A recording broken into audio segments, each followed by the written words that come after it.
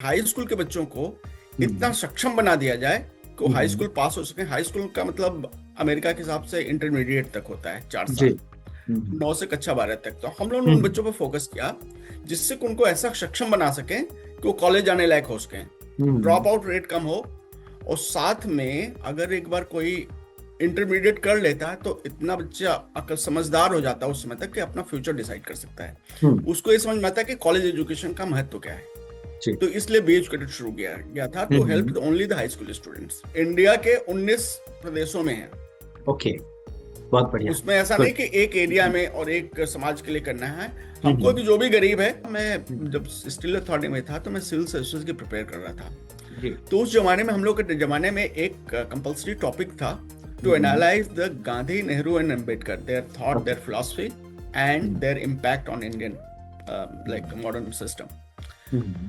वहां पे क्या हुआ कि अम्बेडकर के बारे में हमको ज्यादा जानने को मिला, पढ़ने को मिला। तो हम्म। हम उस बात से बहुत ज्यादा अभिभूत हो गए। जैसे हम्म। वैसे तो पूजा करना, माला पहनाना, जय भीम करना, ये सब बिल्कुल। अलग बात है। लेकिन हम्म। उनके उनके थॉट को इंटेलेक्चुअल, समझना वो। बिल्कुल। हाँ, इंटेलेक्चुअल कैपिटलिज्म और उन्होंने क्या कंट्रीब्यूट किया है, ये हम्म। दुर्भाग्य से लोगों को नहीं पता है। और हमको भी हम्म। इसलिए पता लगा क्योंकि हम सिविल सर्विसेज की प्रिपेयर कर रहे थे। हम्म। और उसीलिए हमारा मकसद अमेरिका में भी उनकी जो फिलॉसफी है उसको यहाँ पहुंचाना है, क्योंकि अमेरिका या बाकी वर्ल्ड में गांधी को हम्म। सब जानते हैं, हम्म। उनसे बड़ा कंट्रीब्यूटर अम्बेडकर साहब को कोई नहीं जानता है। हम्म। तो उसीलिए बैकग्राउंड में एआईसी के फाउंडेशन के पीछे भी वो थॉट था।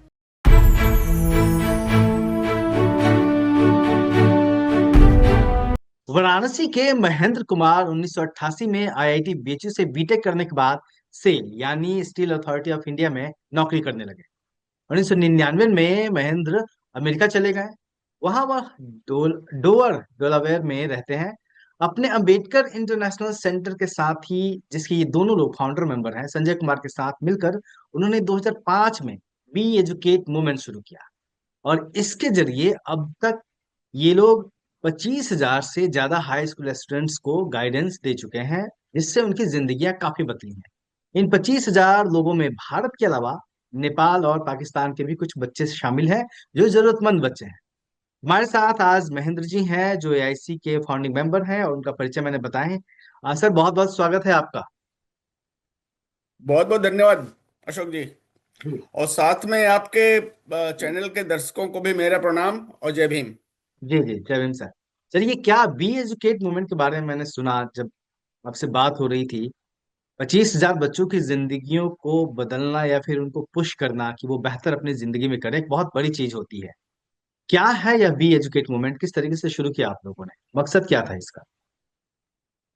तो अशोक जी, ऐसा हुआ कि ये करीब 2004-5 के की बात है। हम लोग हम्म। फ्रिक्वेंटली इंडिया विजिट करते ही हैं। तो हम्म। वहाँ पे क्या हुआ कि वहाँ के स्टेट ऑफ एजुकेशन में थोड़ी सी अपने को दिक्कत महसूस हुई कि भाई वहाँ जी। पे बच्चों को काफी कुछ, खासकर प्राइमरी स्कूल और मिडिल स्कूल में नाम के नाम पे काफी एजुकेशन हो रही है, बच्चों का फाउंडेशन सही नहीं हो रहा है। तो उस हम्म। चक्कर में हम लोगों ने नोटिस किया और लोगों से पता भी किया, तो पता लगा ड्रॉप आउट रेट्स बहुत ज्यादा हैं। तो हम्म। बच्चे क्या है कि प्राइमरी स्कूल तो पढ़ लेते हैं, चाहे जी। गवर्नमेंट के स्कॉलरशिप की वजह से या जो भी है।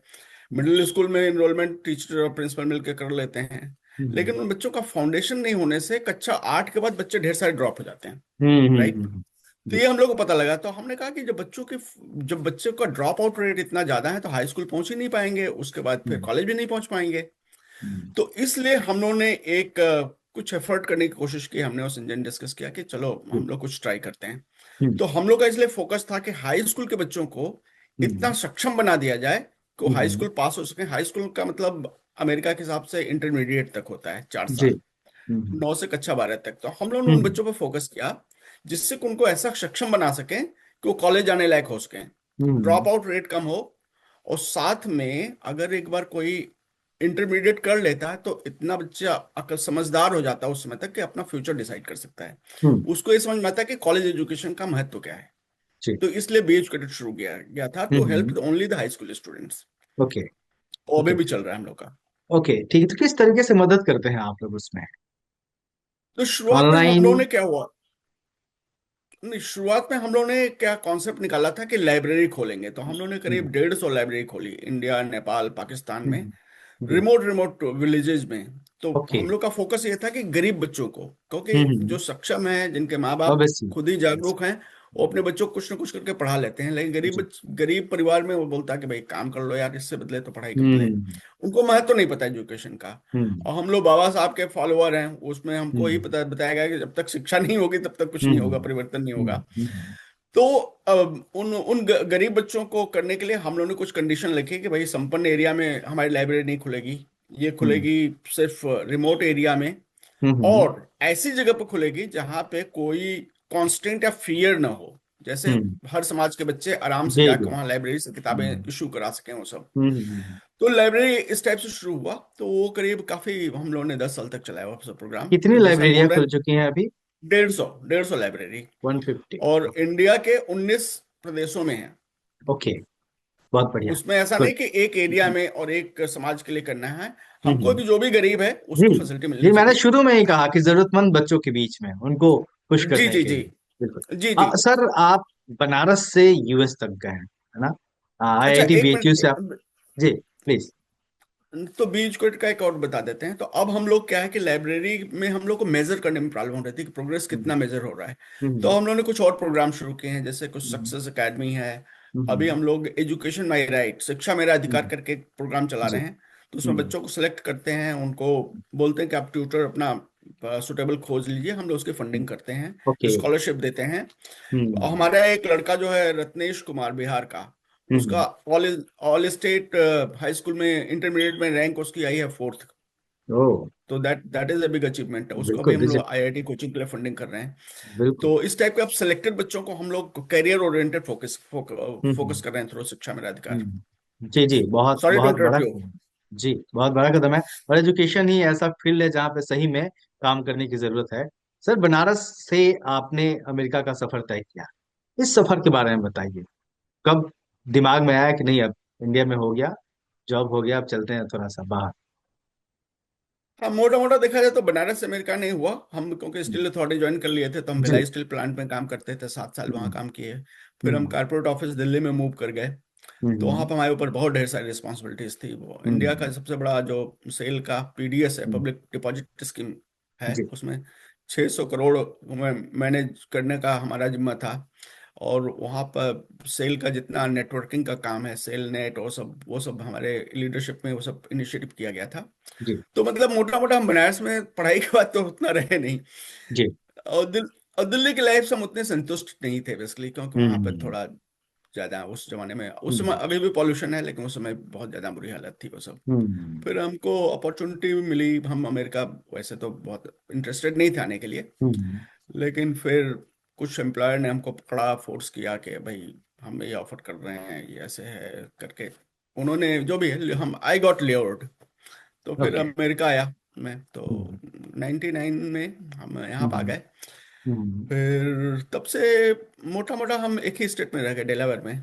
और वहाँ हम्म। पर हमारी मुलाकात एक बड़े ही अच्छे व्यक्ति से मिली, संजय कुमार, जो आपने मेंशन किया।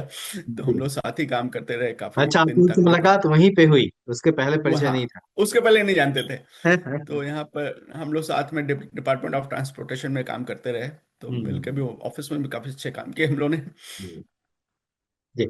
मूवमेंट की बात की आपने कि बाबा साहब एजुकेशन की बात करते थे, और कहीं ना कहीं वहीं से, उसी से इंस्पायर होकर आप लोगों ने बी एजुकेट मूवमेंट शुरू किया। अम्बेडकरिज्म से आपका जुड़ाव कब हुआ? अंबेडकर से, जैसे हम लोग का जो बैकग्राउंड है उसमें तो हम लोग जी। बेनिफिशियरी हैं, सब लोग बाबा साहब के, और जी। कृतज्ञ हैं जी। उनके। तो उनके बारे में पता है। और अंबेडकर जयंती हुआ तो मनाई जाती थी बेसिकली। लेकिन मेरा मेन जुड़ाव जो हुआ, मैं हम्म। जब स्टील अथॉरिटी में था तो मैं सिविल सर्विसेज की प्रिपेयर कर रहा था। जी। तो उस जमाने में, हम लोग के जमाने में एक कंपलसरी टॉपिक था, to hmm. Analyse the Gandhi, Nehru and Ambedkar, their thought, okay. Their philosophy and hmm. Their impact on Indian like hmm. Modern system. Hmm. वहां पे क्या हुआ कि अम्बेडकर के बारे में हमको ज्यादा जानने को मिला, पढ़ने को मिला। तो हम्म। हम उस बात से बहुत ज्यादा अभिभूत हो गए। जैसे हम्म। वैसे तो पूजा करना, माला पहनाना, जय भीम करना, ये सब बिल्कुल अलग बात बिल्कुल। है। लेकिन हम्म। उनके उनके थॉट को इंटेलेक्चुअल, समझना वो। बिल्कुल। हाँ, इंटेलेक्चुअल कैपिटलिज्म और उन्होंने क्या कंट्रीब्यूट किया है, ये हम्म। दुर्भाग्य से लोगों को नहीं पता है। और हमको भी हम्म। इसलिए पता लगा क्योंकि हम सिविल सर्विसेज की प्रिपेयर कर रहे थे। हम्म। और उसीलिए हमारा मकसद अमेरिका में भी उनकी जो फिलॉसफी है उसको यहाँ पहुंचाना है, क्योंकि अमेरिका या बाकी वर्ल्ड में गांधी को हम्म सब जानते हैं, हम्म उनसे बड़ा कंट्रीब्यूटर अंबेडकर साहब को कोई नहीं जानता है। हम्म तो उसीलिए बैकग्राउंड में एआईसी के फाउंडेशन के पीछे भी वो थॉट था। जी जी। हाँ, एआईसी से आप लोग जुड़े ही हैं और आप लोगों ने बड़ा काम किया है एआईसी में। लेकिन मैं एआईसी पे आऊंगा, लेकिन एक सवाल मेरा और है कि आपने कहा कि बाबा साहब के थॉट प्रोसेस को नहीं जानते लोग, जब हम करते हैं सब कुछ ठीक है, लेकिन आपने वो पढ़ा तो जाना। कौन सी ऐसी चीजें हैं आपने पढ़ाई के दौरान समझी कि ये जो बहुत इंपॉर्टेंट चीज है वो जानना चाहिए लोगों को? नहीं, सबसे बड़ा कि लोगों को यही नहीं पता कि बाबा साहब ने क्या क्या कंट्रीब्यूट किया है। जैसे जी। फॉर एग्जाम्पल, अगर देखा जाए तो बाबा साहब के बगैर भारत की महिलाएं शिक्षित रहती, उनको हम्म पास प्रॉपर्टी का अधिकार नहीं होता, सब कुछ है। हम्म तो 50% बेनिफिशियरी तो इंडिया की पॉपुलेशन में से महिलाएं ही हो गई। हम्म बाबा साहब के बाद उनको पढ़ने का अधिकार मिला। हम्म फिर SC ST OBC, उनको ये सब अधिकार मिला, राइट। हम्म उसके बाद उन्होंने जो भी RBI से लेके वो हीराकुंड डैम का उनका जो कॉन्सेप्ट विजन था, जी। उसके बारे में लोगों को पता नहीं है। बाबा हम्म साहब की वजह से 85% पॉपुलेशन की लाइफ में इम्पेक्ट पड़ा है, ये लोगों को नहीं पता है। हम्म हाँ, अब तो खैर बहुत चीजें लोगों को धीरे धीरे पता चलने लगी हैं, क्योंकि इतने सारे प्रोग्राम्स होते हैं, इतने सारे आप जैसे लोग हैं जो अलग अलग जगहों से बता रहे हैं। एआईसी से कैसे जुड़े आप लोग, और एआईसी के आप फाउंडिंग मेंबर हैं, और उसकी पृष्ठभूमि किस तरीके से बनी, और क्या क्या आप लोगों ने किस तरीके से सोचा?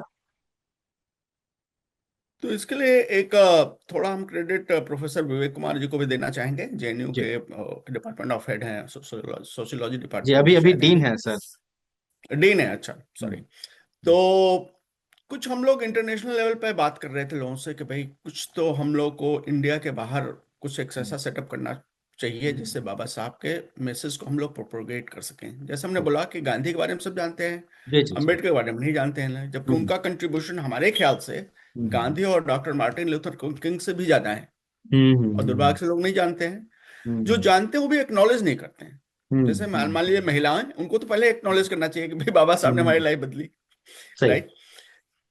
तो वहां से किसी ने मतलब ये आया है कि हमको अमेरिका में एक प्रेजेंस होना चाहिए, कि अमेरिका से हम्म मतलब पूरी दुनिया को मैसेज देना आसान रहता है। हम्म तो उस पृष्ठभूमि में हम लोगों ने ब्रेन स्टॉर्मिंग 2012 में शुरू की। तो कई हम्म मीटिंग हुई, लोगों को इकट्ठा किया गया कि भाई क्या किया हम्म जाए, ऐसे वैसे। हम्म तो ये हुआ कि यहाँ पे एक सेंटर बनाना चाहिए। हम्म और उस सेंटर का एक तो उसके लिए क्राइटेरिया बनाया गया कि भाई पहली चीज तो हमको पावर के पास में सेंटर बनाना चाहिए। तो इसलिए हम्म हमारा जो AIC का करंट सेंटर है वो हम्म, व्हाइट हाउस से बस 20 माइल दूर है, जी। वॉशिंगटन DC के पास है। हम्म और दूसरा है कि हम लोग एजुकेट तो जनता को करेंगे ही, साथ में हम्म पॉलिटिशियन को भी यहाँ करना है कि भाई दुनिया में हम्म अगर जो, क्योंकि ये हम्म अपने को मानते हैं कि भाई हम दुनिया में सारे डेमोक्रेसी के हम्म प्रिजर्वर हैं, ह्यूमन राइट्स के हम्म डिफेंडर हैं। तो हम्म ह्यूमन राइट वायलेशन जो थर्ड वर्ल्ड कंट्रीज में हो रहा है, उसकी हम्म आवाज सबसे ज्यादा अच्छे से अमेरिका सोच सकती है। जब यहाँ के हम्म लेजिस्लेटर्स, यहाँ के रिप्रेजेंटेटिव्स वो हम्म एजुकेट होंगे। हम्म तो ये थॉट प्रोसेस था कि यहाँ पे एक सेंटर बनाया जाए, और साथ में बाबा साहब के विचारधाराओं के लिए वहाँ पे एक मेमोरियल बनाया जाए, कॉन्फ्रेंस रूम, रहने की हम्म, व्यवस्था उस टाइप से जो जी। इंटरनेशनल लेवल का होता है। हम्म, तो ये जी एक बैकग्राउंड था तो उसमें सब लोग कन्विंस हुए, तो हम लोगों ने वहाँ जी पे 13 एकड़ जमीन खरीदी वहाँ पे। जी। अभी और तो उसके बारे में दुनिया जान गई है। जब बाबा साहब का स्टैचू वहां पे आप लोगों ने उसका इनॉग्रेशन किया था और बना था, जो भारत से गया था, राम सुतार जी जो अभी नहीं रहे, उन्होंने बनाया था, है ना? तो मेरा सवाल था कि सर, स्टैचू वहां पे बनने के बाद कौन कौन से लोग हैं जो वहां पे जा चुके हैं, क्योंकि तमाम तस्वीरें आती हैं, दुनिया के बड़े बड़े दिग्गज वहां पहुंचे हैं, और उसका क्या फर्क पड़ा? पहला तो हम लोग का काफी बड़ा इवेंट हुआ था 2013 में, जब हम्म, फाउंडेशन डे हम लोगों ने मनाया था, तो उस समय हम्म, इंडिया से बहुत लोग आए थे। जी तो एक शायद तो सुप्रीम कोर्ट के चीफ जस्टिस भी थे, बाला सुब्रमण्यम, बालाकृष्णा जी। अ, और बी आर और गवई जी। नहीं नहीं, बालाकृष्णा करके एक थे। बालकृष्ण, हाँ, फॉर्मर चीफ जस्टिस है, हाँ। हाँ, फॉर्मर चीफ जस्टिस जी। वो आए थे, और कल्पना सरोज आई थी, और हम्म काफी वहाँ के इंडस्ट्रियलिस्ट हम्म लोग आए थे, हम्म पॉलिटिशियन उसमें आए थे। तो हम्म। इनॉग्रेशन एक हुआ था। हम्म। और जो हम लोग का 2023 अक्टूबर 2023 में हम लोग ने स्टेचू ऑफ इक्वलिटी का हम्म। इनॉग्रेशन किया था बेसिकली। हम्म। हम्म। उसमें काफी लोग आए थे, पूरी दुनिया जी। से 800 लोग करीब आए थे। जी, मैं भी गया था सर। तो अच्छा अच्छा। तो काफी लोग उसमें आए थे। तो हम्म। उसमें काफी डिस्टिंग्विश्ड लोग थे, पूरे हम्म। यूरोप से भी कुछ लोग आए थे, कनाडा से भी आए हम्म। थे। हम्म। और उसके बाद पॉलिटिकल फिगर में चंद्रशेखर आजाद जी आए थे लास्ट ईयर हम्म। यहाँ पे। फिल्म मेकर भी और गई थी जिन्होंने वो मूवी बनाई है। हाँ, डेवरी, आई फॉरगॉट हर नेम। हम्म। उन्होंने एक फिल्म बनाई थी, हमारे प्रोफेसर गौरव जी उसमें डॉक्टर अम्बेडकर का रोल किए हैं। जी। वो आई थी, and she spend like 4 hour there.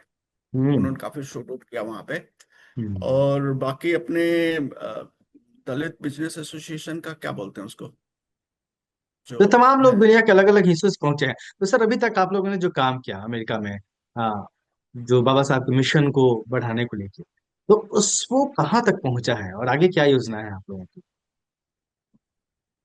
तो हम लोग का जो एक्टिविज्म है, या जो भी जो ह्यूमन राइट वायलेशन होता है इंडिया में, उसके हम्म। लिए हम लोग हम्म। इधर कुछ मतलब पत्राचार करते हैं यूएन से, हम्म। बाकी जगह हम्म। से। हम्म। और यहाँ के कांग्रेस बोलते हैं पार्लियामेंट को, तो जी। वहां भी अपनी आवाज पहुंचाते हैं। हम्म। तो एक बार हमारा सेंटर बन जाए तो वो सब काम थोड़ा ज्यादा सुचारू रूप से हो पाएगा। ओके। ओके। अभी मोस्टली क्या है कि वॉलंटरी वॉलंटरी बेसिस पे हम लोग काम कर रहे हैं, बेसिकली हमारे पास स्टाफ नहीं है। हम्म। एक बार सेंटर बन जाए तो हमारे पास स्टाफ होगा और सुचारू रूप से काम हो पाएगा ज्यादा। हम्म। बट वी आर तो आप, making slow but study progress. ठीक है। तो हम लोग बस ये चाहते हैं कि पूरी दुनिया उसको एक्नॉलेज करे और उससे सीखे। जैसे आप जी। देखेंगे, बराक ओबामा ने डॉक्टर अंबेडकर का मेंशन किया था अपने इस हम्म। पहली स्पीच में। Nelson hmm. Mandela, like he thought like hmm. Ambedkar Indian constitution is the best fit for anybody, right. Hmm. तो ये सब चीजें जो कुछ लोग जानकार और पढ़े लिखे हैं वो तो एक्नॉलेज करते हैं, लेकिन बाकी लोग नहीं आम कर पा लोगों रहे हैं। तक पहुंचाना चाहते हैं आप लोग। राइट।